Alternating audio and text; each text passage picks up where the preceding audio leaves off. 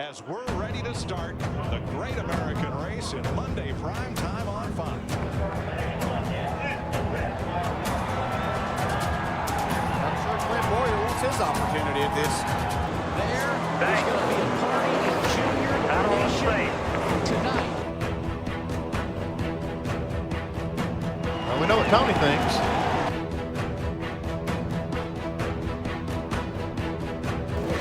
Motorsports 200 Sprint Cup victory belongs to Jimmy Johnson in the Southern 500. Can Ambrose save it to the checkered flag? Who gets here first? Oh, there's contact. Get out of here now. Stewart into the middle of the pack and over.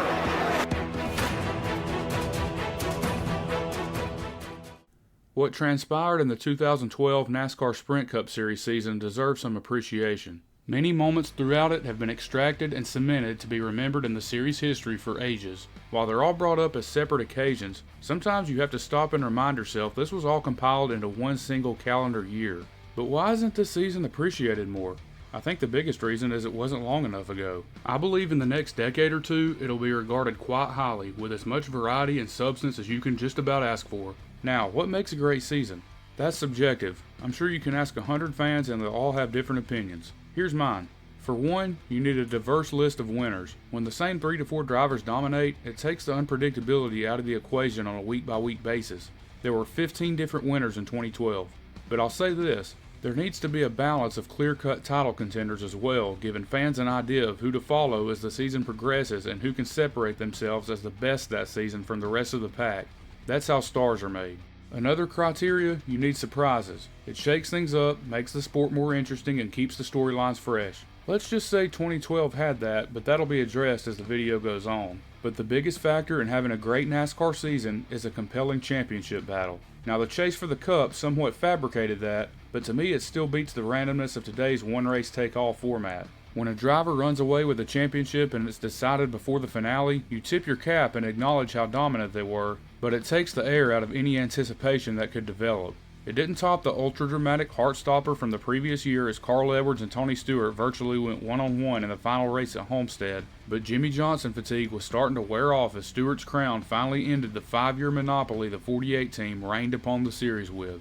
Starting off with the thrilling speed weeks doesn't hurt. In the Budweiser shootout, no time would be wasted for some exhilaration. After Jeff Gordon went for a violent barrel roll in the closing laps, Kyle Busch, whose car had been out of control all night and involved in multiple incidents, rallied to challenge the defending champ in a photo finish out of nowhere. I don't know if Kyle's got it. Remember what happened the last time these two were coming to a start-finish line back in the July race? Smoke versus Wild Thing to the line. He got him! He got him! Wild Thing wins. He got him! I ain't believing it. Not a bad start. As the rest of the week unfolded, the Roush-Fenway tandem of Matt Kenseth and Greg Biffle emerged as the duo to beat, dominating their qualifying race on Thursday and teammate Carl Edwards having snagged the pole for Sunday. Speaking of that, I think starting off with the biggest race of the year, the Daytona 500 being as wild as imaginable, doesn't hurt either. Never before had the Daytona 500 been rained out. It's a unique and exciting night. The first primetime Daytona 500 is about to start. Oh, hurdle already. The wall. Slams to the outside. It's 5-time champion Jimmy Johnson. He collects Danica Patrick and the 34 of the window. Smoke fire on Jeff Gordon's Chevrolet. Engine just blew all to pieces. Now under caution, Juan Pablo Montoya has crashed and gone aflame. Track and the car brakes, won't steer, and he slides up the track and into the back of that surplus helicopter jet engine. Well, I've seen a lot of things, but I don't think I've ever seen anything quite like this. The first time probably in Daytona 500 history, Brad, who has his iPhone inside his race car, a lot of drivers during testing had special compartments built. He still has his phone inside the car. He tweeted a picture. Trouble, big trouble. Mid-pack. Sliding and spinning into the infield, McMurray. His teammate Ryan Newman. Oh, Tony's going around. Another wreck through the tri-oval. Kyle Busch, hard slide through the grass, no. Yeah, all that actually happened. As the laps wound down, the top contenders emerged as to who would grab the Harley J. Earl Trophy. The Dynamite Ford duo of Biffle and Kenseth, Restrictor Plate King Dale Jr., and Denny Hamlin, who had led the most laps and consistently showed he could make runs on the outside and work with anyone. Dale Jr. was in the midst of a miserable 3.5-year winless streak and looking to break through for his second 500 win. But on the final restart, he and Biffle couldn't materialize a run to get around Kenseth, and despite enduring overheating and radio problems throughout, he held off the 16 and 88 for his own second triumph in the Great American Race. I think if you could draw up a way to start a season off, this would be close to it, minus the hours and hours worth of delays for unforeseen circumstances. When the series finally put the lengthy, chaotic speed weeks behind them, they headed out to the desert in Phoenix where the bulk of the season truly began. Kevin Harvick looked to have the best car a majority of the race and led the most laps, but Denny Hamlin would swoop in and steal the win in the final 60 laps as Harvick ran out of gas with 2 to go in hot pursuit of the 11. After a strong showing in the Daytona 500 and following that with a victory, it looked like Hamlin was a prime early season contender.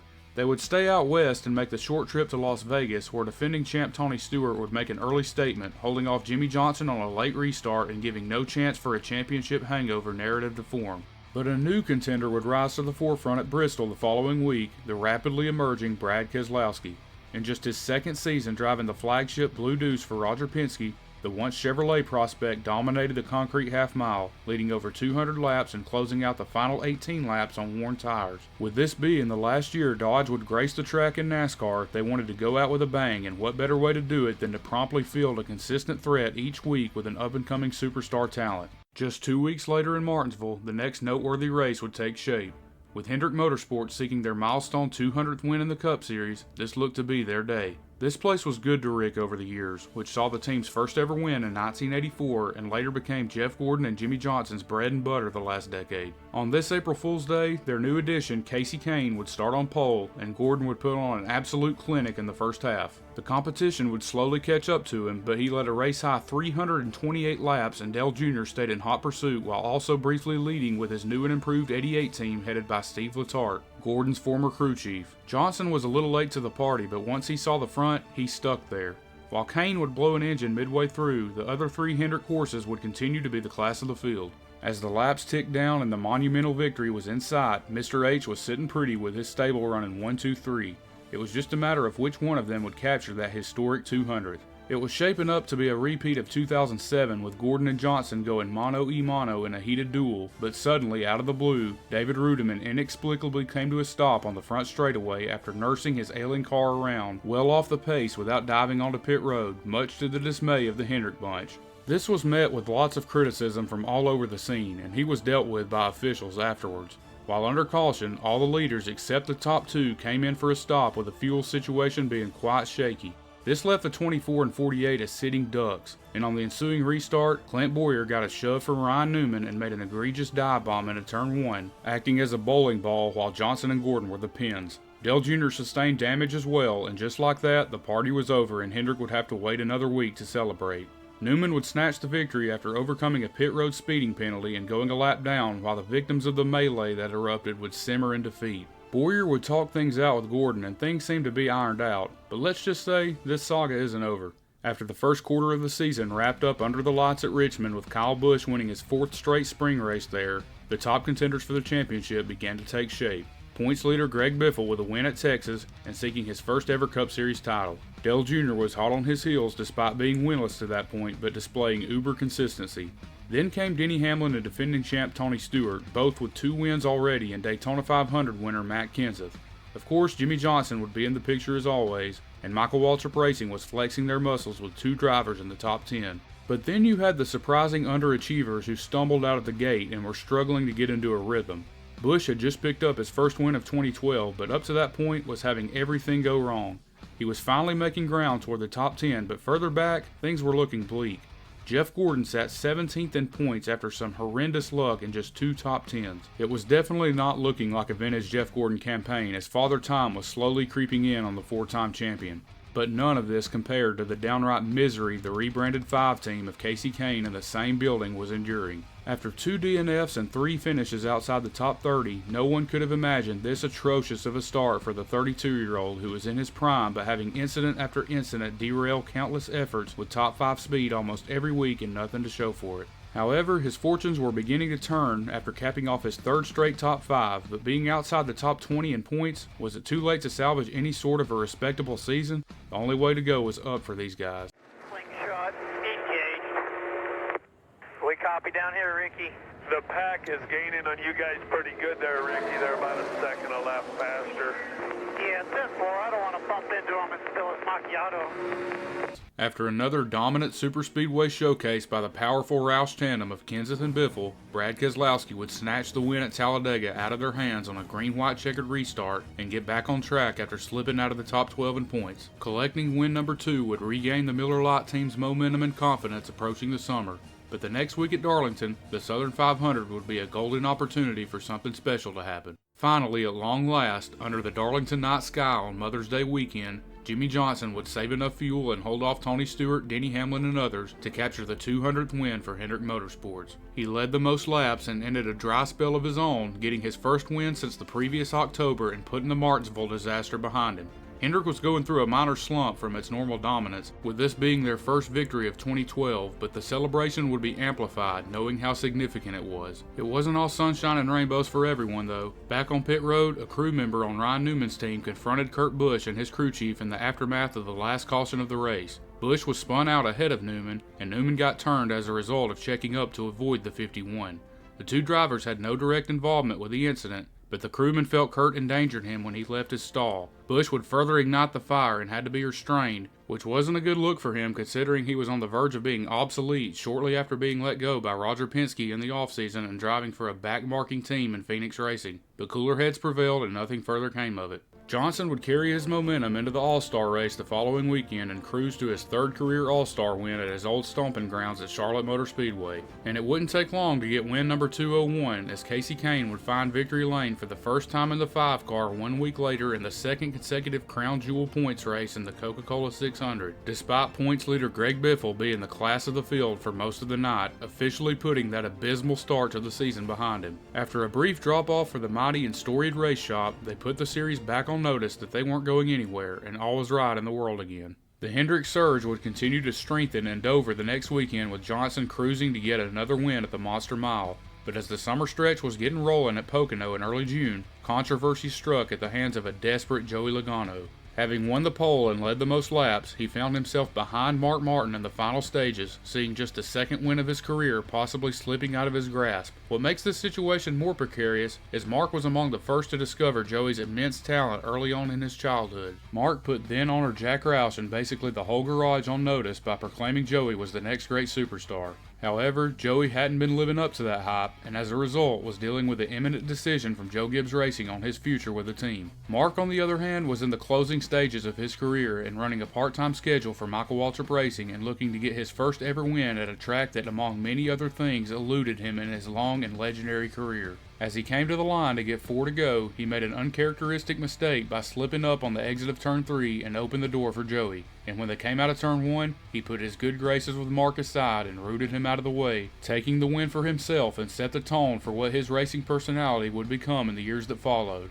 It wouldn't be enough to save his job at JGR, but would go on to start a new chapter elsewhere, and another heartbreak added to a laundry list of them for Mark. This story needs to loosen up a bit. At long last, Dale Jr. would finally snap a staggering 143 race winless streak at Michigan, going back to the same track in 2008. This was an era where teams would skew the bodies of the cars to gain an aero advantage, and it's safe to say the 88 team perfected it. They totally controlled the second half of the race and drove away from Tony Stewart. This win not only lifted a massive weight off Dale's shoulders, but it kept him firmly in the championship race, being just 4 points out of the lead. Long gone were the days of being mired in the top 30 and contemplating walking away. Now was the time he was revitalizing his career. After Clint Bowyer showed the way at Sonoma in the scrappy 15 car for MWR, Brad Keselowski would earn win number 3 in a fuel mileage effort at Kentucky to continue regaining his momentum toward a berth in the chase. This would lead into the halfway point of the 2012 season at the traditional 4th of July weekend race at Daytona under the lights. But unfortunately, the main talking point would come from an incident off the racetrack. The promising A.J. Allmendinger, who got the opportunity of a lifetime in a Roger Penske Ford and showed glimpses of high-level talent, literally pissed it away by failing a drug test. To make things even more chaotic, this was announced just under 2 hours before the scheduled start, leaving the Shell Pennzoil team without a driver for the Coke Zero 400. Penske product Sam Hornish Jr. was summoned on short notice and arrived at the track minutes before the green flag dropped and joined the field at the 11th hour.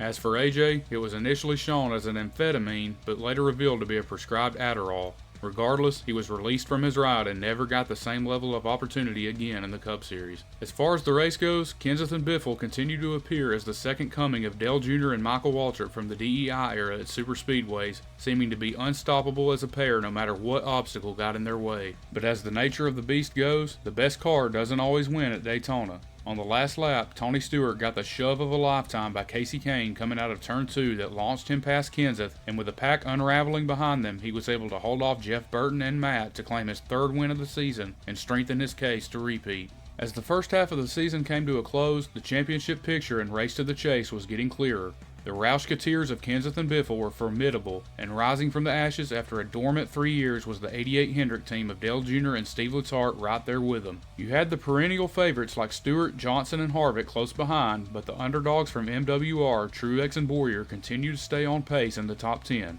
Keselowski with his 3 wins was sitting a healthy 35 points to the good, but on the bubble for the wildcard spots were the surprising Kyle Busch and Carl Edwards, both of whom were underachieving by their standards. Carl was still searching for his first win of the year, while Kyle was having some of the worst luck imaginable. Kasey Kahne had risen back into the vicinity of contention after a much improved late spring into summer, but still had a ways to go. But things continued to look ominous for Jeff Gordon as his luck was yet to turn with seemingly no end in sight. From this point on, it was all or nothing. No more points days, no more conservative strategy calls. If you were on the outside looking in, you had less than 2 months to get it together and make a run. A week later at New Hampshire, Denny Hamlin was running away with it and led half the race, but a miscommunication with his crew chief on the final stop gave him 4 tires while everyone else took 2, burying him back in traffic and allowing Kasey Kahne to pull away and get a crucial win to drive him into a wildcard spot. At the Brickyard, Jimmy Johnson would remind everyone how strong his team was by dominating Indy. And at Pocono the next week, the fortunes for Jeff Gordon would miraculously bounce his way. On the last restart before rain came, the front row of Johnson and Kenseth would take each other out, allowing Jeff to sneak by on the inside, and the race would never go back to green. At this point, he was more than glad to take a win any way he could get it after the comically unlucky season he was having. It put him back in contention for the chase as he joined the rest of the Hendrick squad to taste victory. Then Watkins Glen happened. Things would get cranked up a notch as Kyle Busch, who remained on the bubble to make the chase, was having just the run he needed. Leading over 40 laps and having a comfortable lead, suddenly the behavior of all the cars changed dramatically. Clearly something was amiss as the 18 car rapidly lost ground to the closing Keselowski and road course ringer Marcus Ambrose. As they took the white flag, Kyle washed up wide and Brad was right on his bumper. The two came together with Kyle getting the worst end of the deal in the S's, leaving Brad and Ambrose to battle one-on-one, giving way to one of the most epic class laps in the series history. No caution yet. Here's the race for the lead. Keselowski's got damage on the left front. Is the tire going to make it all the way around?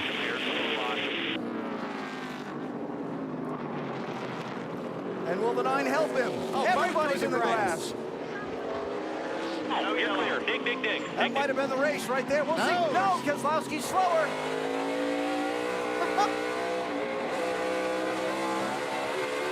Keselowski's got a problem. Trying to stay with Ambrose. 2 final corners. Do they use the bumpers? A nudge, a push. Can Ambrose save it? To the checkered flag. Who gets here first? Clear. Ambrose, 9. Keselowski, 2. Final corner.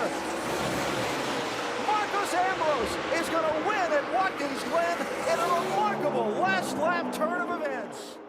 In the aftermath, there was clearly oil on the track, but NASCAR never threw the caution, which was as big of a surprise as ever given how yellow flag happy they were at the time. It actually worked out well here, delivering an all-time clip to be remembered for years to come, but it came at the expense of Busch, who went from a probable chase-clinching win to a precarious position as the cutoff race loomed large. At Michigan the next week, pole sitter Mark Martin was looking like the car to beat for much of the day, but was involved in a scary incident when he was avoiding a spin in front of him but slid into pit road and the side panel of the car got impaled by the edge of the wall. Thankfully, it was mere feet behind the driver's seat, avoiding what could have been a much worse situation, and he was able to climb out unharmed.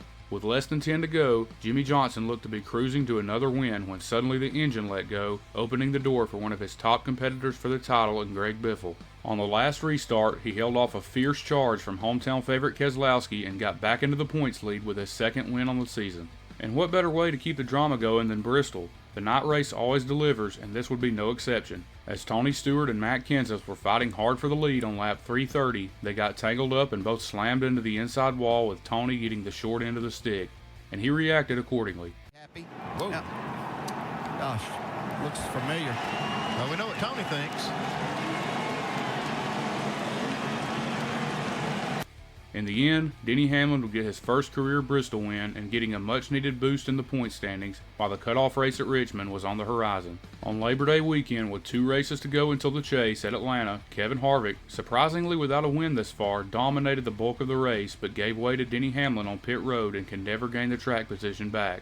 It looked like it was Hamlin's to lose from then on, but in the late going, Martin Truex would sneak up and look to be in prime position. He hadn't won yet in 2012, but was showing super consistency and in a firm spot to go for a championship. But as he was seemingly cruising to the checkered flag, Jamie McMurray cut a tire and brought out the caution with less than 10 to go. Hamlin's stellar crew would once again launch him out front, and he would hold off a mad dash from a desperate Jeff Gordon to get a season-leading 4th win. Going into Richmond, the top 10 was essentially set, but the wildcard spots were up for grabs as Casey Kane was in the driver's seat with 2 wins. Kyle Busch, Gordon, and Carl Edwards were about the only ones left with a realistic chance, and they had to hold nothing back with all hands on deck to make the cut. The cutoff race at Richmond turned out to be plagued by rain. It wasn't a sure thing it would even be seen to completion, and started under the green and yellow flag, throwing a major wrench into the equation. Gordon seemed to be in a good spot starting outside pole and jumped out to lead the first lap, getting a crucial bonus point. But his car would soon drop off, and Dale Jr. and Denny Hamlin would take total control of the race. Panic would start to set in just over 100 laps in, as Gordon would be so out of shape he fell a lap down as the 24 team completely missed the setup. Kyle Busch wasn't a contender for the win but was holding his own, which was all he needed to do. Jeff's team would make a significant amount of adjustments in a desperate attempt to get back on track. After a brief rain delay before halfway, not much changed. The long shot of Carl Edwards wasn't a factor himself, and Gordon remained out to lunch. But things took a turn at lap 234 when Clint Bowyer spun out after cutting a tire, and wow, that's some foreshadowing. This one wasn't on purpose, guys. It actually helped his cause more than anything. He was able to keep the fenders on it and stay on the lead lap, but Gordon remained off of it. As the race wore on, Kyle's car was coming to him as he peaked into the top 10, and Jeff's chase hopes were looking dimmer by the minute. But just like at Pocono, Mother Nature would cut him a break and bring out a caution with just over 100 to go. This would give him his lap back and allowed him, along with the other cars at the back of the lead lap, to come into pit, such as Bowyer. The leaders all initially chose to stay out, thinking this rain might have been the race ender, but when it came apparent the shower wouldn't last, they had to audible. At least some did. A split strategy would break out, and the top contenders who had been at the front all night, like Hamlin, Kane, Dale Jr., and Truex, were suddenly toast and basically swapped spots with the back of the lead lap who got fresh tires. But no one suffered a worse fate than Kyle Busch, who also stayed out under that caution and plummeted through the field on the restart. He would eventually fall off the lead lap and bleed points to a surging Jeff Gordon out of nowhere, and a fuel mileage race broke out to the finish. To make things worse, on Kyle's last pit stop, the crew left a lug nut loose and held him up even longer. Bowyer was able to stretch it all the way to the end and continue a career year, while Gordon would race with his hair on fire to a jaw-dropping 2nd place. The Drive to End Hunger guys finally hit on something and completely turned the tables. Kyle would be mired back in around 17th and never recovered. Jeff pulled off the impossible and clinched a chase berth by 3 points, breaking the Candyman's heart and leaving him empty-handed. The chase would be seated with Hamlin at the top, having 4 wins and dominating consistently.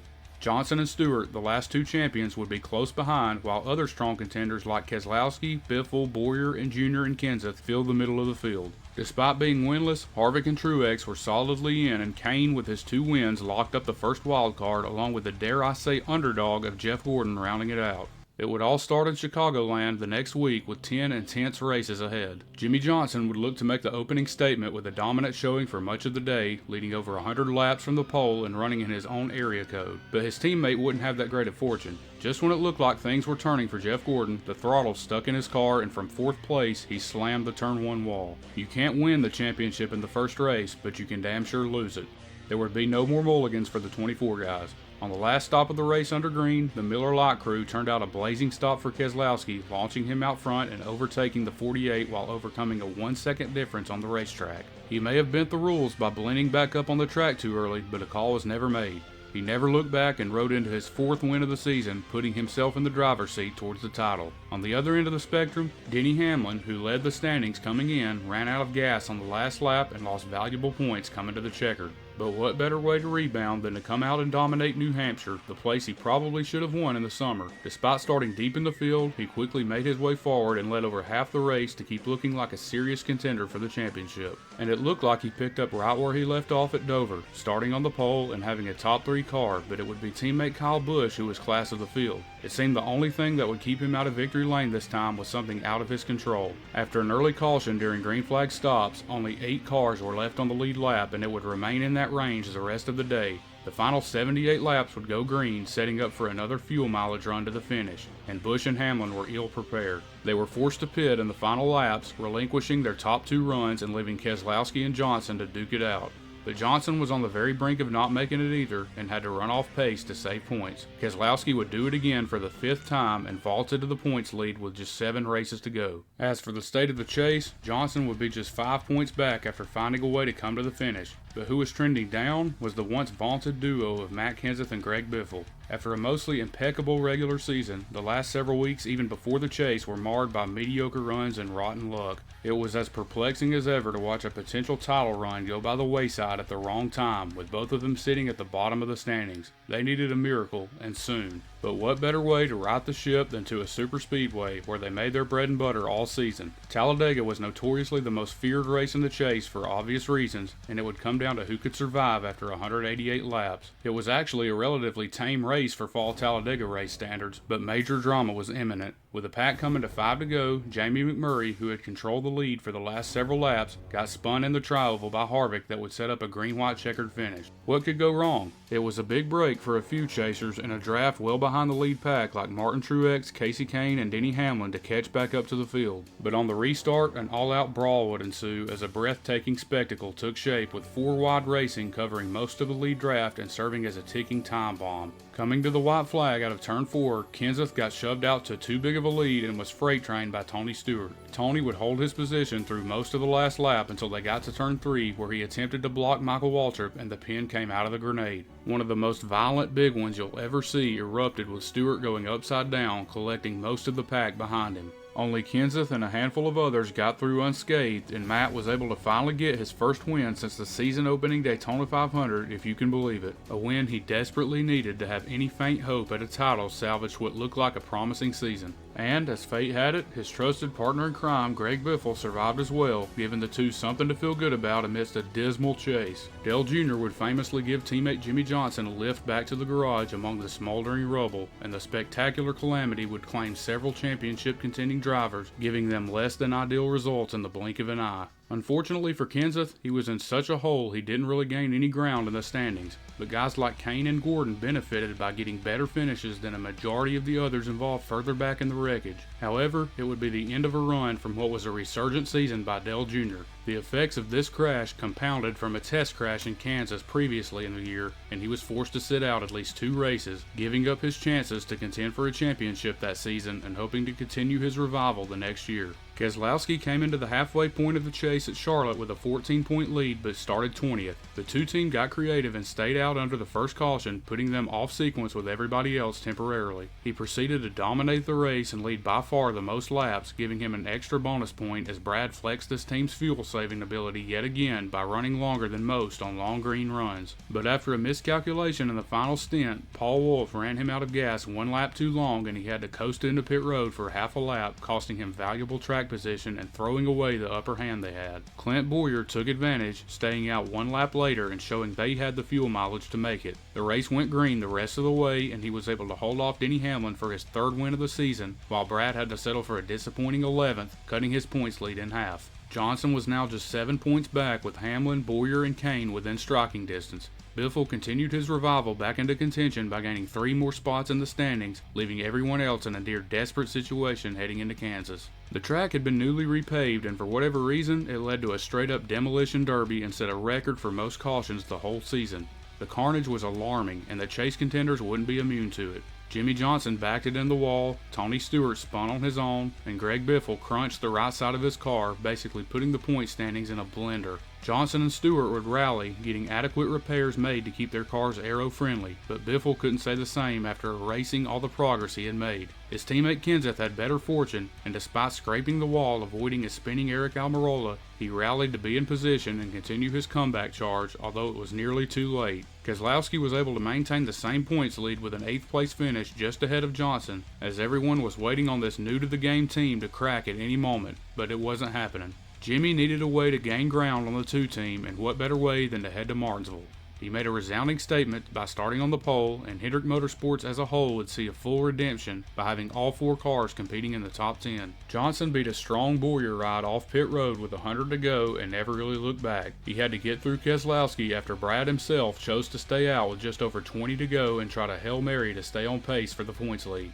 Jimmy ran through him with 14 to go and was able to hold off a steaming Kyle Busch for the win and vault into the points lead with just 3 races to go by a mere 2 points. It looked like he had finally made the jump to be in position for that 6th championship, but Brad, Bowyer, and Kane were close behind. A fading Denny Hamlin, who looked like a major threat early in the chase, suffered electrical problems and fell further behind after calling this race a must-win, and everyone from Martin Truex on back looked like a long shot at best to make one last run going into Texas. With 3 races left, it was starting to get real as Johnson looked to carry the momentum from his win and get closer to his 6th title. He started on pole and was the car to beat the first half of the race, leading nearly every lap.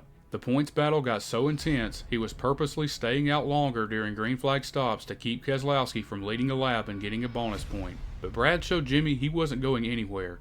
He stayed right in his tire tracks and stalked the 48 with everything he had. The relentlessness was real with this Miller Lite team. Midway through, suddenly Brad found himself out front and pulling away from the competition. He looked to have the upper hand now, with Jimmy starting to slide back. However, with 58 to go, it seemed Brad made a gigantic mistake by sliding in his pit stall too deep, having to be pushed back to exit and lost valuable track position. Suddenly, the script was flipped and Johnson was back in the driver's seat. 22 to go. Under caution, Brad makes it up by going with 2 tires to get back out front. He felt he had a good enough car to manage with it, and it was worth the risk to keep pace with the 48. 19 to go. He sped off with a lead and passed Busch, looking to set sail, but shortly after, the championship run for Kasey Kahne would all but come to an end by cutting down a tire from contact with his own teammate and giving Johnson another try. 8 to go. It turns into Brad and Jimmy going toe-to-toe in a heavyweight fight, neither giving an inch on the restart, with Brad nudging him out of the way and once again getting the advantage. 5 to go. Mark Martin gets spun out on the front stretch, bailing out Jimmy again and continuing to mount the pressure. It all came down to one last restart, with Brad choosing the inside lane, and Jimmy got the jump on the outside in turn 1, snatching the win away and extending his point lead from 2 to 7, with Clint Bowyer lurking behind in 3rd but a distant 36 back. It was a tough pill to swallow for Brad, but there were still 2 races left to make something happen. Out in the desert at Phoenix, this is where it all completely went off the rails.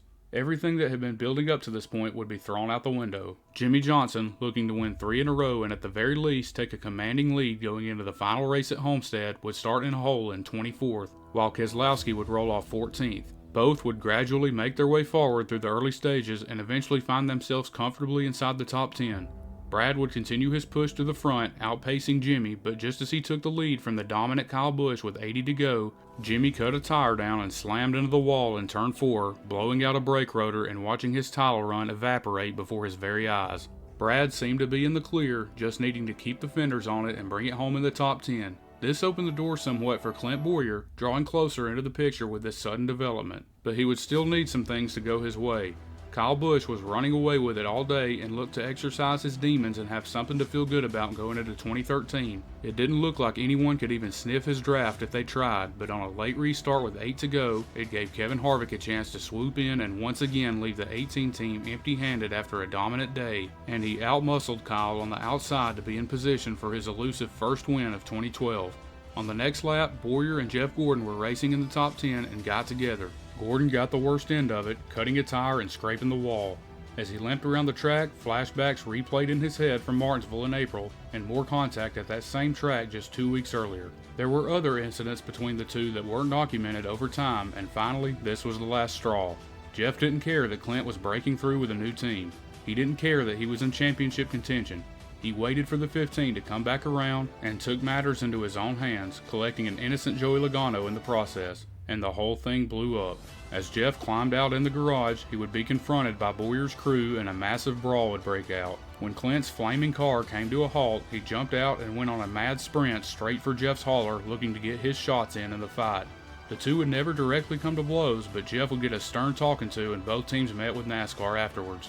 Now this is a valid stain on this season. You don't want to see the championship battle get altered by antics like this. You just don't. But the way I see it, drivers self-policing their actions on the track is far better than a controversial call by NASCAR or some gimmick getting in the way of it. And it made for yet another all-time classic moment from this season to add what was already compelling as it is. This definitely damaged Jeff's reputation at the time, but no one knows what these drivers deal with on a week-to-week basis. When a driver has had enough, you can't be taken by surprise when they cross a line to make their statement. What's done is done, and in the end, everyone had to move on and let the scars heal. But, oh yeah, we've still got a race to finish, given that wreck happened mere yards from the white flag. After a lengthy red flag cleanup, Harvick would indeed hold off Busch and capture his one and only win of 2012, despite having enough consistency to make the chase. A cruel season was finally almost over for Kyle, who couldn't wait for Homestead to be done with. Coming to the white flag, Danica Patrick spun into the wall and ended up dropping fluid on the front stretch. A caution was never thrown and the field came rushing through to fight for finishing positions. Among them was Keselowski, who got nailed by Kurt Busch in the right front, but managed to sneak through and salvage 6th place. Brad would now see a cushiony 20-point lead over Johnson going into the finale. Nothing was guaranteed, but if he brought it home with no catastrophic result, he would be the champion of 2012. He just needed to finish 15th or better and got off to a good start by assuming pole position after original pole sitter Joey Logano went to a backup car. He would settle in the back half of the top 10 and battle with Jimmy quite a bit through the early going, but with roughly 20 points between them, it didn't have much significance. Jimmy wasn't making enough progress to be a serious threat for most of the race, so with the last pit stops approaching, they decided to save fuel and tried to make it on one more stop. This actually looked like it might work, and the Miller Lite team was suddenly in trouble knowing they couldn't pull the same thing off. But as fate would have it, on Johnson's last stop with 54 to go, the team left a lug nut loose and he had to come back in, neutralizing that strategy and putting Brad back in position. And to finish things off, with 40 to go, the drivetrain failed on the 48, ending his day right then and there and sealing it all up for the famed Blue Deuce. Brad cruised home in 15th and clinched not just his first Cup championship, but Roger Penske's first in the series. Oh, and just for fun, Kyle Busch led by far the most laps but didn't win due to fuel mileage not going his way. It would be Jeff Gordon of all people coming off the debacle in Phoenix and an abysmal year all around using the strategy Jimmy Johnson intended to win the championship with. Weird stuff. Bowyer would overtake Johnson at the end to finish a phenomenal second in the standings, coming out of nowhere to have a career season and a startup team for Michael Waltrip, far exceeding the expectations anyone had for them, including themselves.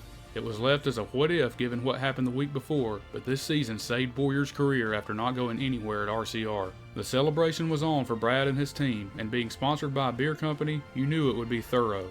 This was just his 4th full-time season, and he conquered the juggernauts that had been ruling the series for the past decade. Just a handful of years ago, no one even knew who he was outside of hardcore Dale Jr. fans. This was a pleasant surprise, and before the days of Bad Brad. He was a feel-good story at the time, and with guys like Johnson, Stewart, Hamlin, Busch, and Harvick hogging all the attention, he broke through and bucked the trend. Something about this just made this season more special than others in this era. Oh, and about that celebration? Pretty damn awesome. I got a little buzz going here. I've been drinking for a little bit, but Brad. Look at these guys behind me. They're pretty excited. I'm excited. This has been one hell of a day. I got one hell of a team, and it doesn't get any better than this. We did it. That's pretty simple, right, guys? We did it. Brad. Make some noise. You're on SportsCenter. Brad, you're on live TV. Right here having a good time hanging out and thinking about how happy You're not having as good a time as I am, Dave. No question about that. I'm on my phone, and I was checking some Twitter. Yeah. And I've had a couple beers. We heard. And life has been good. Oh well, you know what? The guy just won a Cup Series championship. Let him have his fun. Anyway, that's my perspective on why this season should be regarded more highly. Everyone loves 2011, but those expectations were nearly impossible to live up to.